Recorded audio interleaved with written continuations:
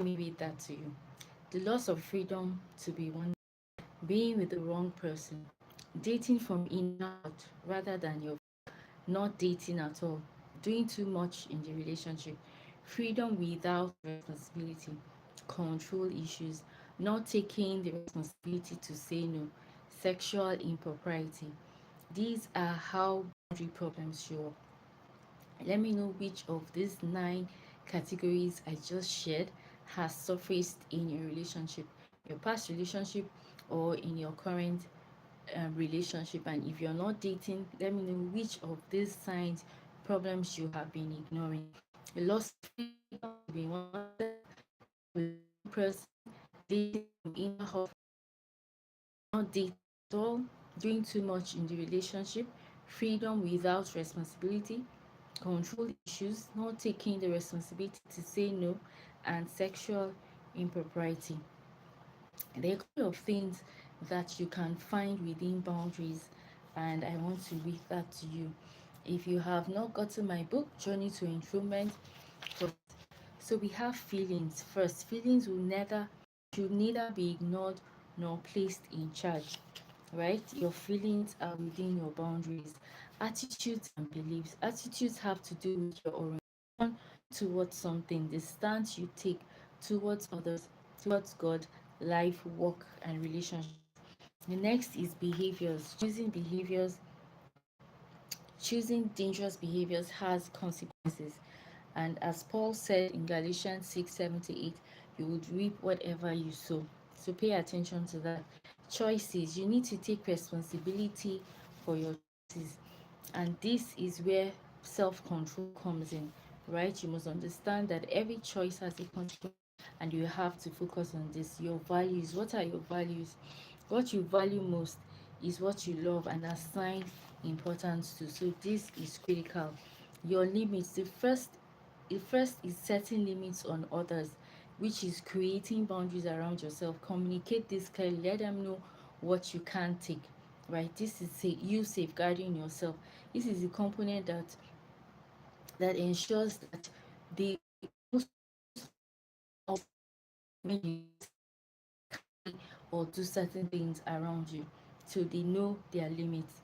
And then the next is talents. The parable of the talents in Matthew 25 talked about being accountable, right? Being accountable to what has been entrusted in your hand. So while you are waiting, what are you doing with your time? That is one thing that God has given to you. The next is your thoughts. Your mind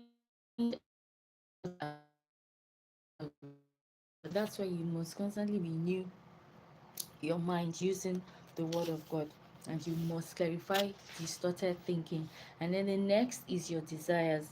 Your desires lie within your boundaries. Each of us have different desires, wants, dreams, and wishes, goals and plans, hungers and thirsts. So, how do you want to really be satisfied with these things? You have to clarify that. Part of the problem lies in the lack of structured boundaries within your personality. And then the next is love. Your ability to give and respond to love is your greatest gift. The heart that God has fashioned in His image is the center of our being. What kind of heart do you have? Right? Its abilities to open up to love and allow love to flow outward are crucial in life. You owe everybody love but not access, and that's why you must define your boundaries.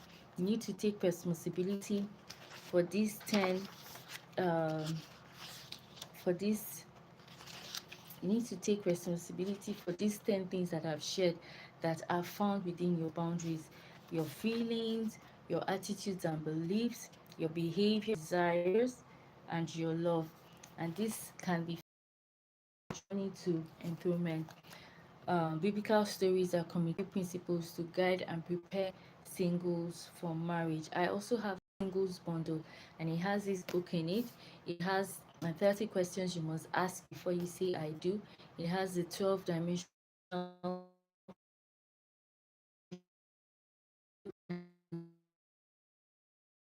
areas where you really need to focus on and grow in. That's going to come from the assessment that you're going to take. I think I also have elegant confessions for singles, right in that bundle. So all of that is available to you. So let me head on.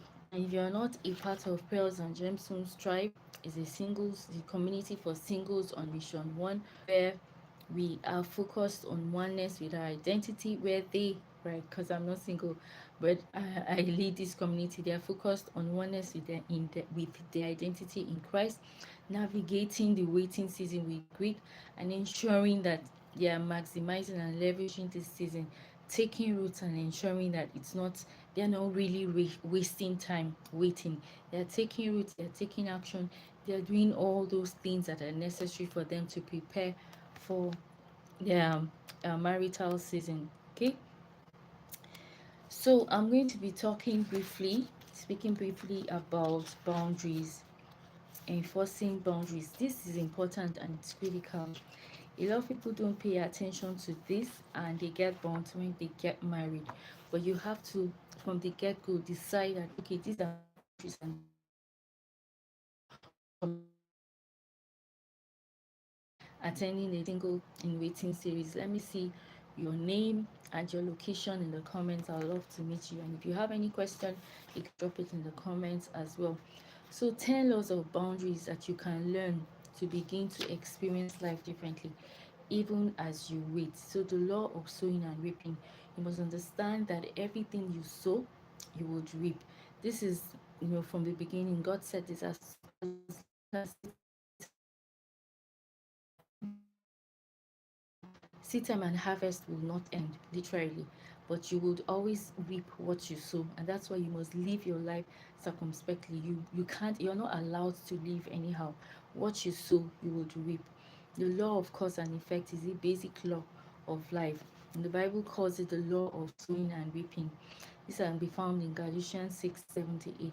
The second is the law of responsibility. You have to take responsibility for your life. It includes loving others. Like I said, you owe everybody love but not access. You can't stay with a person who is narcissistic, who is abusive, and who doesn't treat you the way you ought to be treated. You can't stay with those kind of people. So communicating your boundaries early safeguards you, it protects you, and allows those around you to know what you stand for, what your deal breakers are, what your non-negotiables are. Okay, so that's the law of responsibility. Jesus calls it my commandment: love each other as I have loved you. And that's from John chapter 15, verse 12. The third is the law of power. So you have the power to agree with truth about your problem. So now you're in the waiting season. What are you going to do? Don't shy away, get into depression and get into that pity party mode. No, use this season to yourself, unlearn belief systems that can no longer power the next season that you're trusting God for. And you have the power to go to God and ask Him for wisdom on how to navigate this season, right?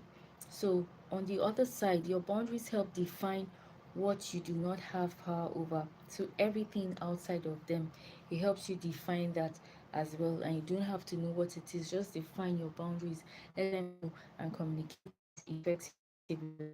The next is the law of respect. That's the fourth law.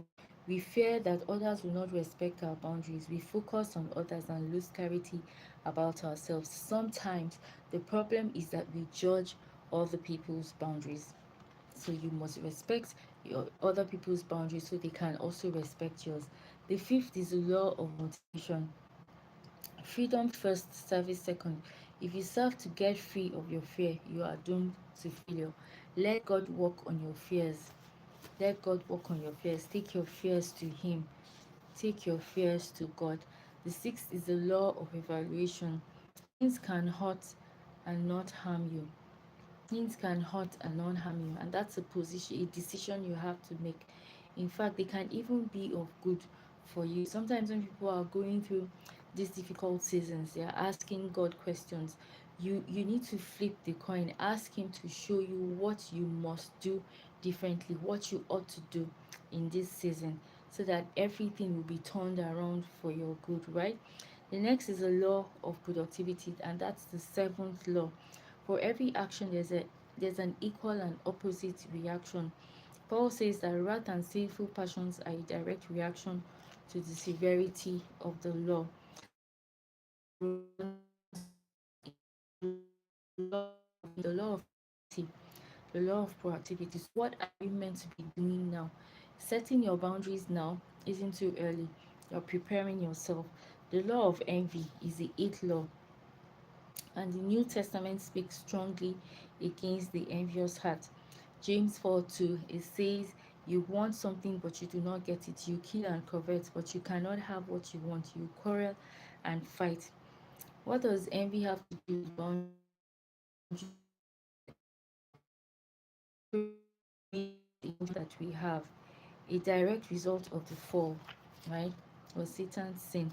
So you have to check your heart. That's why sometimes you go on a fast, ask God to shine the spotlight on the blind spots, the gray areas, the things that you cannot see or identify by yourself, so that you deal with it now while you are in your waiting season. The ninth is the law of activity. Human beings are responders and initiators. So many times we have boundary problems because we lack initiative, the God given ability to propel ourselves into life.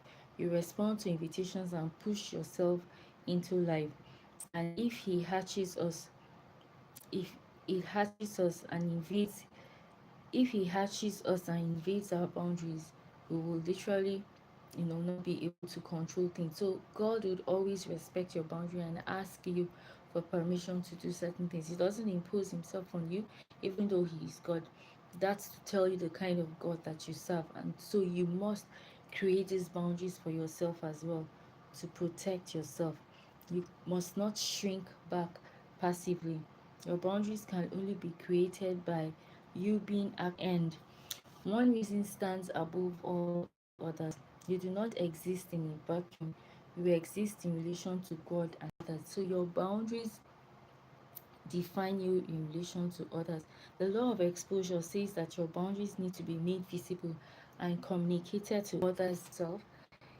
You're protecting your emotions, your values, your behaviors, and your attitudes. I hope this has been beneficial to you. So, in conclusion, I talked about the law of boundaries, the 10 laws of boundaries. I talked about the problems, how boundary problems show up, and the things that are within your boundaries.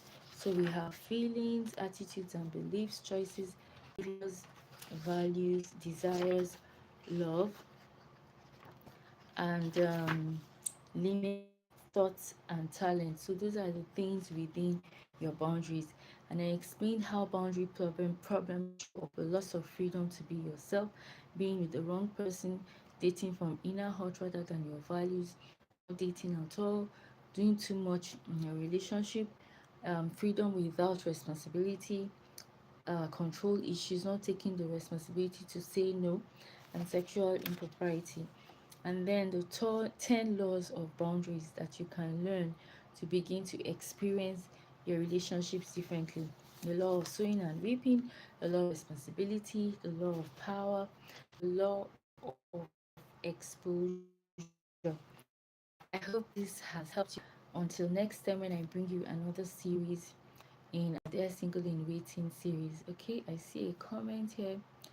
Vigo Hard, thank you for joining me today. Where are you joining me from? Thank you for joining me today. Okay, if you have any questions, you can also catch up on the Dear Single in Waiting series. I think this is the third installment. Yes, this is the third installment. Okay, I don't see any questions. Thank you for joining me today. Enjoy the rest of the day. Bye.